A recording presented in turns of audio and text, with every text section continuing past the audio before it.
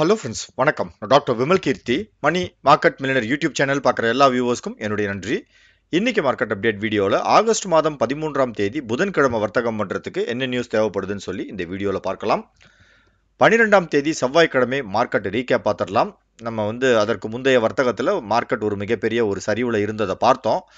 Recent டேஸில் market ஒரு no trading zone, அதாவது இந்த 20-day 50-day moving ஆவரேஜுக்கும் 200-day moving ஆவரேஜுக்கும் நடுவில் இந்த ட்ரேட் வாரால ஒரு வீக் நெகட்டிவ் சென்டிமெண்ட்டில் வர்த்தகமாயிட்டு இருக்கு.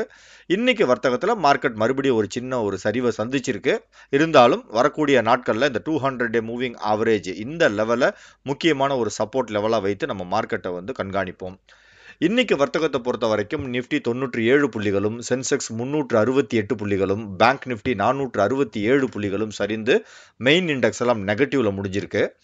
செக்டர் வைஸ் பர்ஃபார்மன்ஸ் பார்க்கும் பொழுது ஃபார்மா, மீடியா, ஆட்டோமொபைல் மற்றும் எனர்ஜியை சார்ந்த பங்குகள் எல்லாம் பாசிட்டிவ் சென்டிமெண்ட்ல வர்த்தகமானது.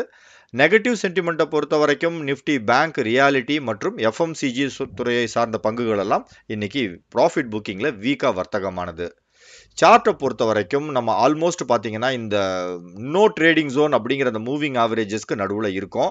இன்னைக்கு மார்க்கெட்டில் இன்ட்ராடே பேசிஸில் ஒரு பாசிட்டிவ் சென்டிமெண்ட் இருந்தாலும் நேரம் ஆக ஆக மறுபடியும் ஒரு ப்ராஃபிட் புக்கிங் நமக்கு இன்னைக்கு வந்தது.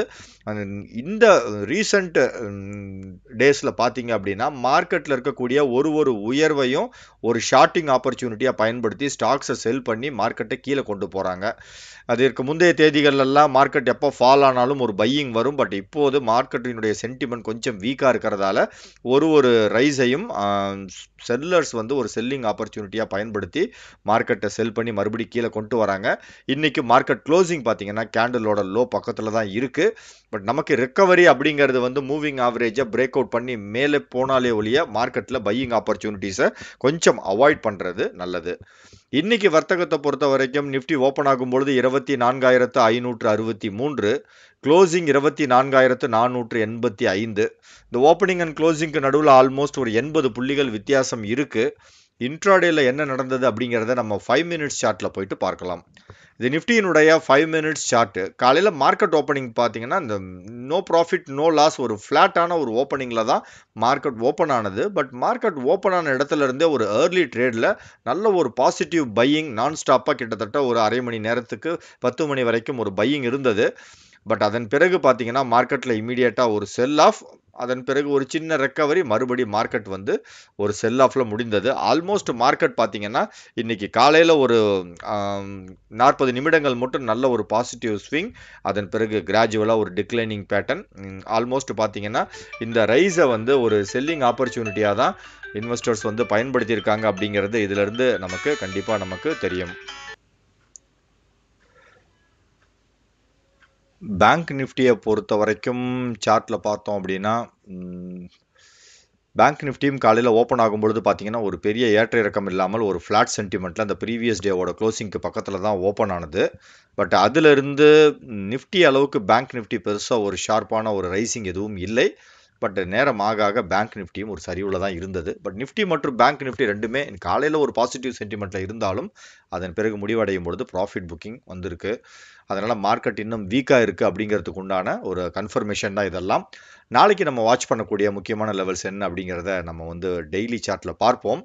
நாளைக்கு வர்த்தகத்தை பொறுத்த வரைக்கும் 24,700 ரெசிஸ்டன்ஸ் லெவல், சப்போர்ட் லெவல் 24,450.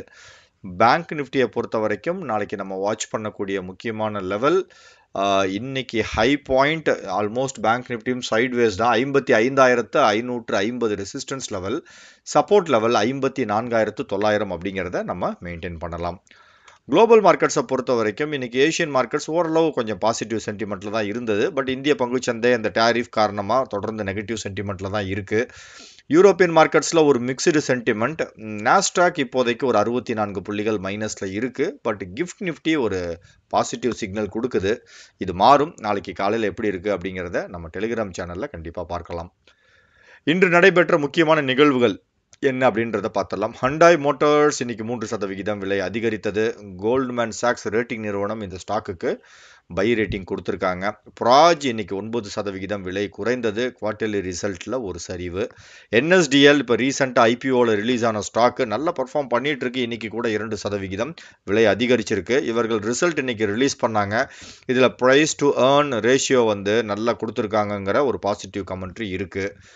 மெட் அசிஸ்ட் ஹெல்த் சர்வீசஸ் 6.5% உயர்வு. பல்க் டீலில் பங்குகள் கைமாறியது. பாட்டா 4% சரிவு. மார்க்சன்ஸ் ஃபார்மா ஒரு 14% சரிவு. ரிசல்ட் இது ரெண்டுமே எதிர்பார்த்த அளவிற்கு இல்லை. யாத்ரா ஆன்லைன் இன்னைக்கு 20% அப்பர் சர்க்கியூட்டில் வர்த்தகமாயிருக்கு. குவார்டர்லி ரிசல்ட் எதிர்பார்த்ததை விட நல்ல ஒரு பிரேக் அவுட்டில் போஸ்ட் பண்ணியிருக்காங்க. பிஎன் காட்ஜில் ஜுவல்லர்ஸ் ஒரு 10% விலை அதிகரித்தது. ப்ராஃபிட் போஸ்ட் பண்ணியிருக்காங்க. ஆல்கம் லேப்ஸ் 7% உயர்வு. இவர்களும் ப்ராஃபிட்டில் ஒரு உயர்வு. கிரானியூல்ஸ் இன்னைக்கு பார்த்தீங்கன்னா ஒரு 4.5% விலை அதிகரித்தது. எல்லாம் ப்ராஃபிட். இந்த பேஜில் இருக்கக்கூடிய கம்பெனிஸ் எல்லாம் நல்ல ப்ராஃபிட் குவார்டர்லி ரிசல்ட்டில் போஸ்ட் பண்ணியிருக்காங்க. எஃப்ஐஐ மற்றும் டிஐஐ டேட்டாவை பொறுத்த வரைக்கும் இன்னைக்கு செல்லிங் சைடில் இருந்திருக்காங்க ஃபாரின் இன்வெஸ்டர்ஸு. பட் டொமஸ்டிக் இன்வெஸ்டர்ஸும் இந்த எஃப்ஐஐக்கும் நடுவில் இருக்கக்கூடிய கேப் பாருங்க.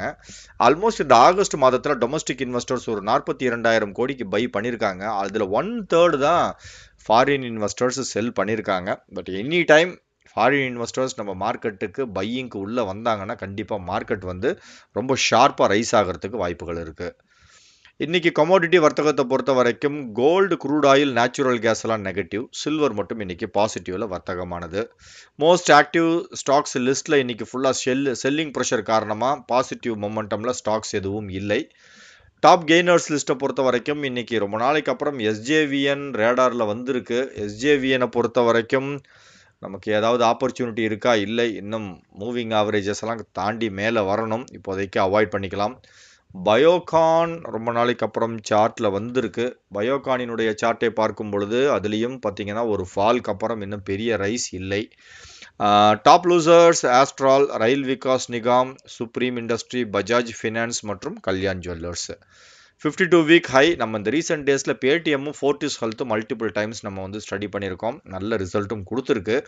வரக்கூடிய நாட்களில் கண்டிப்பாக ஒரு மொமெண்டம் இன்கேஸ் மார்க்கெட் ரைஸ் ஆகும்பொழுது இன்னும் நல்லா பர்ஃபார்ம் பண்ணணும். இருந்தாலும் ஒரு ஸ்ட்ரிக்டான ஒரு ஸ்டாப் லாஸ் மெயின்டைன் பண்ணி ஃபாலோ பண்ணலாம். 52 வீக் லோ பொறுத்த வரைக்கும் ப்ராஜ் இண்டஸ்ட்ரீஸ், பாட்டா மற்றும் ஜிண்டால் ஷாலாம் நெகட்டிவ். அப்பர் சர்க்கியூட்டில் பெருசாக வாட்ச் பண்ணுற மாதிரி கம்பெனிஸ் எதுவும் இல்லை. லோயர் சர்க்கியூட்லேயும் அந்த மாதிரி கம்பெனிஸ் இல்லை. ப்ரைஸ் ஷாக்கர்ஸை பொறுத்த வரைக்கும் ஹெச்பிஎல் இன்ஜினியரிங் நான் சார்ட் பார்த்துட்டேன். அவாய்ட் பண்ணிக்கலாம். ஒன்றும் பெரிய அளவுக்கு இன்ட்ரெஸ்ட் இல்லை. மற்றபடி வால்யூம் ஃபியூச்சர் அண்ட் ஆப்ஷன்ஸை பொறுத்த வரைக்கும் ஆல்கம் லேப், ஆஸ்ட்ரால், எஸ்ஜேவிஎன் வந்திருக்கு. பட் சார்ட்டில் இன்னும் பிரேக் அவுட் இல்லை. டிட்டாகிராவில் ஏதாவது ஆப்பர்ச்சுனிட்டி இருக்கான்னு சொல்லிட்டு சார்ட்டில் பார்க்கலாம். டிட்டாகிராவை பொறுத்த வரைக்கும் கண்டிப்பாக சார்ட்லேயும் மூவ்மெண்ட் இல்லை. அதனால் அவாய்ட் பண்ணிக்கலாம். கார்ப்பரேட் ஆக்ஷனை பொறுத்த வரைக்கும் அடுத்து 15 ஆகஸ்ட் மாதம் தான் இருக்குது. இதெல்லாம் செப்டம்பர் மாதத்தினுடையது. வெயிட் பண்ணுவோம். எல்லாமே அடுத்த மாதத்தினுடையது. இதில் கார்ப்பரேட் ஆக்ஷனில் பார்த்தீங்க அப்படின்னா ஆகஸ்ட் 18, 14ஆம் தேதிக்கு அப்புறம் 18ஆம் தேதிக்கு தான் இருக்குது. ஆகஸ்ட் 14 விஆர்எல் லாஜிஸ்டிக்ஸில் எக்ஸ் போனஸ் டேட் இருக்குது. ஸ்டாக் ஸ்பிளிட்லேயும் ட்ராக் பண்ணுற கம்பெனிஸ் பெருசாக இல்லை. Break out stocks market condition வீக்காக இருக்கிறதால 30 மற்றும் 200 டேல ஸ்டாக்ஸ் எதுவும் இல்லை. ஸ்டாக் ரிசல்ட்ஸ் எடுக்கலை. அதே மாதிரி இந்த ஸ்டாக்ஸ் டு வாட்ச் ஸ்டடி பர்பஸை பொறுத்த வரைக்கும் இந்த ஹண்டாய் மோட்டார்ஸ், ஹண்டே எப்படி வேணாலும் நீங்கள் ப்ரொனவுன்ஸ் பண்ணலாம்.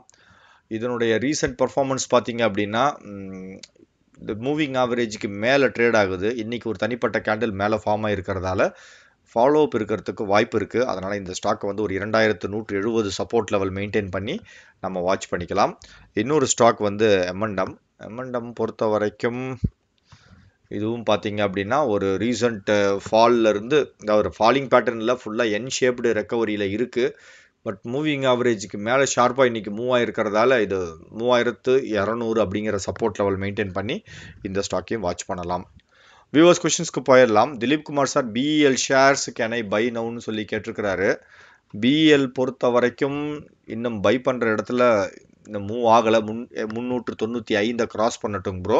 பிரேமலதா மேம், டாடா மோட்டார்ஸ் இன்னைக்கு கொஞ்சம் ஸ்பைக் ஆகிருக்கு. டாடா மோட்டார்ஸ் பொறுத்த வரைக்கும் பட் இன்னும் மூவிங் ஆவரேஜிலேருந்து கிராஸ் நடக்கலை. அதனால் நீங்கள் இதை கன்சிடர் பண்ணுறதா இருந்தால் 680 கிராஸ் பண்ணட்டும். Chinnadurai sir Paytm shares. Paytm recent டேஸில் இப்போ கூட நான் நியூஸில் சொன்னேன், ரீசெண்ட் டேஸில் நல்ல பர்ஃபார்மர் இந்த ஸ்டாக்கு. அதுவும் இல்லாமல் சார்ட் பேட்டர்ன்லேயும் மூவிங் ஆவரேஜுக்கு மேலே இருக்கிறதால பாசிட்டிவில் ட்ரேட் ஆகும்பொழுது நீங்கள் ஸ்டடி பண்ணுங்கள். சுகுணா அப்படின்றவங்க வந்து South Indian Bank share buy பண்ணலாமான்னு சொல்லி கேட்டிருக்கிறாங்க. சவுத் இந்தியன் பேங்க் மூவிங் ஆவரேஜ்லேருந்து இன்றைக்கி தனிப்பட்ட கேண்டில் பிரேக் அவுட் கொடுத்துருக்கு. நாளைக்கு பாசிட்டிவில் ட்ரேட் ஆச்சு அப்படின்னா கண்டிப்பாக நீங்கள் இதை வாட்ச் பண்ணலாம். Adinarayanan sir Hari Om pipe buy பண்ணலாமா, closing price போட்டிருக்கிறாரு.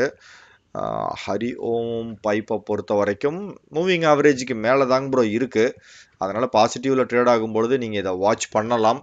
Gopalakrishnan sir Indian bank all time ஹையை பிரேக் அவுட் பண்ணி மேலே போயிட்டு இருந்தது. இந்தியன் பேங்க் ஸ்டாக்கை பொறுத்த வரைக்கும் இன்றைக்கி பர்ஃபார்மன்ஸில் ஒரு சின்ன ரெட் கேண்டில் தான், பாசிட்டிவில் ட்ரேட் ஆகும்பொழுது வாட்ச் பண்ணுங்கள். Karthik sir Paradeep phosphates average level கேட்டிருக்கிறாரு. பாரதீப் பொறுத்த வரைக்கும் ஆவரேஜ் பண்ணுறது தேவையில்லை, ஆல்ரெடி இது ஆல் டைம் ஹை பக்கத்தில் தாங்க ப்ரோ இருக்குது, ஹோல்டு தான் பண்ணணும், இப்போ ஆவரேஜ் எல்லாம் பண்ண வேண்டாம். பிரேம்குமார் சார் புருவங்காரா பற்றி கேட்டிருக்கிறாரு. புருவங்காராவை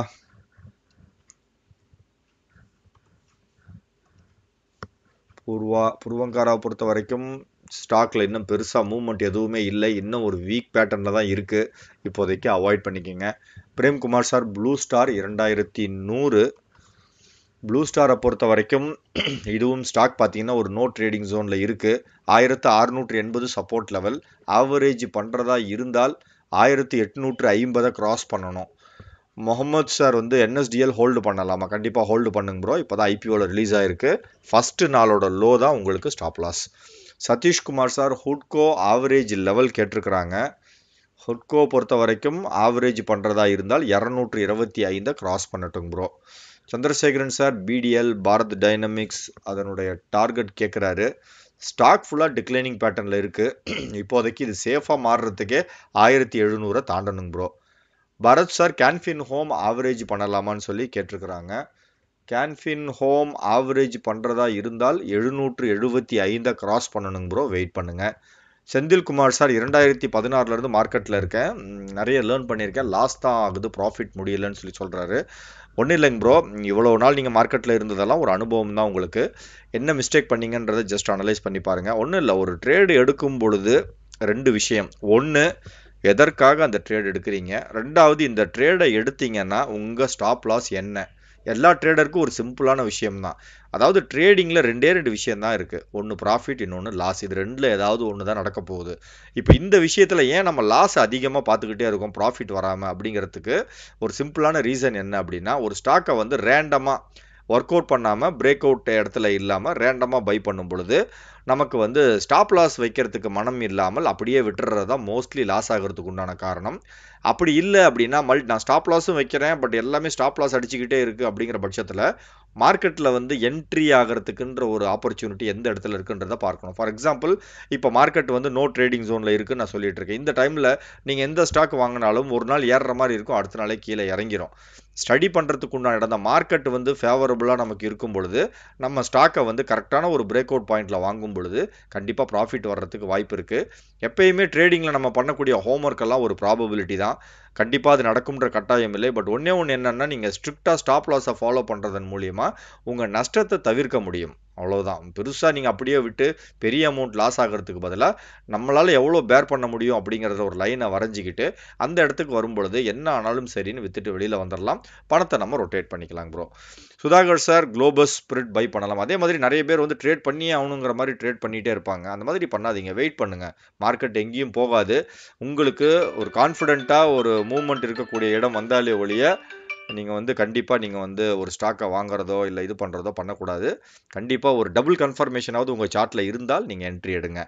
சுதாகர் சார் குளோபஸ் ஸ்பிரிட் பற்றி கேட்டிருக்கிறாரு.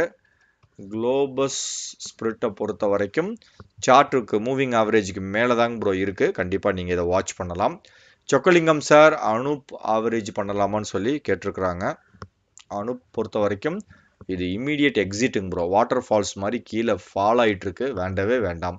Natarajan sir I got travel food in IPO. Travel food இது ஐபிஓவில் ரிலீஸ் ஆனதுலேருந்து அந்த லெவலுக்கு மேலே தாங்க ப்ரோ இருக்குது. பட் நீங்கள் என்ன பண்ணலாம்னா, இப்போ ரிலீஸ் ஆனதில் இருந்து இருக்கக்கூடிய லோயஸ்ட் பாயிண்ட் வந்து 1000 ரூபாய் ஸ்டாப் லாஸ் வச்சு ஹோல்டு பண்ணுங்கள். Sasidharan sir SBI stock buying range கேட்டிருக்கிறாரு. எஸ்பிஐயை பொறுத்த வரைக்கும் ஸ்டாக் வந்து மூவிங் ஆவரேஜுக்கு மேலே தான் இருக்குது, பாசிட்டிவில் இருக்கும் பொழுது வாட்ச் பண்ணுங்கள். முனுசாமி சார், ஐடிசி ஷேர்ஸ் வாங்கும் பொழுது ஐடிசி ஹோட்டல் கன்சிடர் பண்ணலாமான்னு சொல்லி கேட்டிருக்கிறாரு. ஐடிசி ஹோட்டல்ஸை பொறுத்த வரைக்கும் ஐடிசியை விட ஐடிசி ஹோட்டல் நல்லா பர்ஃபார்ம் பண்ணியிருக்கு. நீங்கள் சார்ட்டை பார்த்தீங்கன்னாவே தெரியும், ஃபுல்லாக ரைசிங் பேட்டர்ன். பட் இப்போதைக்கு நீங்கள் ஐடிசி ஹோட்டல் 240 கிராஸ் பண்ணும்பொழுது வாட்ச் பண்ணுங்கள். Nanda sir, Jio finance buying range. Jio ஃபினான்ஸை பொறுத்த வரைக்கும் மூவிங் ஆவரேஜுக்கு மேலே இருக்கிறதால பாசிட்டிவில் ட்ரேட் ஆகும்பொழுது எப்போ வேணாலும் நீங்கள் கன்சிடர் பண்ணலாம். Aditya info new IPO buy பண்ணலாமா அப்படின்னு சொல்லி கேட்டிருக்கிறாங்க. ஆதித்யாவை பொறுத்த வரைக்கும் பென்னி ஸ்டாக்குன்னு காட்டுதுங்க ப்ரோ.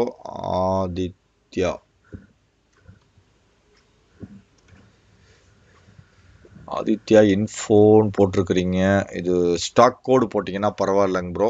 அது இல்லாமல் ஒன்றும் இல்லை, ஐபிஓவில் ரிலீஸ் ஆன ஸ்டாக்கை பை பண்ணுறதா வேணாமான்னு நீங்கள் எந்த ஐபிஓவாக இருந்தாலும் ஃபஸ்ட்டு டேவோட, ஏற்கனவே நிறைய தடவை சொன்னது தான், ஃபஸ்ட்டு டேவோட கேண்டில் அன்றைக்கி எதுவுமே பண்ணக்கூடாது. 2வது நாள் வந்து அந்த ஃபஸ்ட்டு டேவோட டாப்பை தாண்டும் பொழுது வாங்க ஆரம்பிக்கலாம். அதே மாதிரி ஃபஸ்ட்டு கேண்டிலோட லோவை கட் பண்ணி கீழே போச்சுன்னா எக்ஸிட் ஆகிக்கணும். Mohammed Ali sir, Sun TV buy பண்ணலாமா அப்படின்னு சொல்லி கேட்டிருக்கிறாங்க.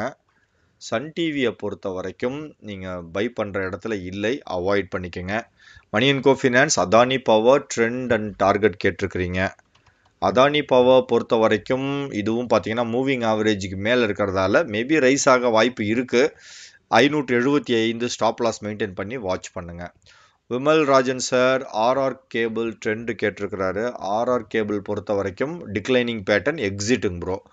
சுரேஷ் குமார் சார், ஐடிபிஐ பேங்கை பொறுத்த வரைக்கும் நோ ட்ரேடிங் ஜோனில் இருக்குது. 87 ரூபாய் ஸ்டாப் லாஸ், வெயிட் பண்ணுங்கள். மிஸ்டர் பர்ஃபெக்ட் ப்ரோ, கம்பெனியோட ரிசல்ட் எங்கே செக் பண்ணுறது? ஒன்றும் இல்லைங்க ப்ரோ, மணி கண்ட்ரோல் வெப்சைட்லேயே எல்லா கம்பெனியோட ரிசல்ட்டும் ஃப்ரீயாகவே வரும். ஜஸ்ட் அந்த பேஜ் எக்ஸ்ப்ளோர் பண்ணி பாருங்கள். அந்த ஸ்டாக்கோட நேமை டைப் பண்ணி அந்த ஃபஸ்ட்டு பேஜில் கீழே வந்தீங்கன்னா எல்லா ரிசல்ட்டும் பார்க்கலாம் நீங்கள். மணிவேல் சார், குப்பிட் பை பண்ணலாமா? குப்பிட் பொறுத்த வரைக்கும் ரீசெண்ட் லெவல்ஸ்லாம் பிரேக் அவுட் பண்ணி மேலே தாங்க ப்ரோ இருக்குது. பாசிட்டிவில் ட்ரேட் ஆகும் பொழுது வாட்ச் பண்ணுங்கள். Good evening sir, tomorrow JSL உங்கள் வியூ கேட்குறாரு. ஜேஎஸ்எல் பொறுத்த வரைக்கும் இப்போதைக்கு மூவிங் ஆவரேஜை பிரேக் அவுட் பண்ண ட்ரை பண்ணுது. நோ ட்ரேடிங் ஜோனில் இருக்கிறதால எப்படி வேணாலும் மாறலாம். பட் நீங்கள் இதில் என்ட்ரி எடுக்கணும் அப்படின்னா 745 கிராஸ் பண்ணும்பொழுது வாட்ச் பண்ணுங்கள். Dear viewers, disclaimer, money market millionaire YouTube channel study பர்பஸ்க்காக துவங்கப்பட்டது. சொல்லக்கூடிய கருத்துக்களை ஸ்டடிக்காக மட்டும் எடுத்துக்கோங்க. டிப்ஸ், ரெக்கமெண்டேஷன்ஸ் எதுவும் கிடையாது. இந்த வீடியோ இது வரைக்கும் பொறுமையாக பார்த்த எல்லா வியூவர்ஸ்க்கும் ஒரு பிக் சல்யூட்.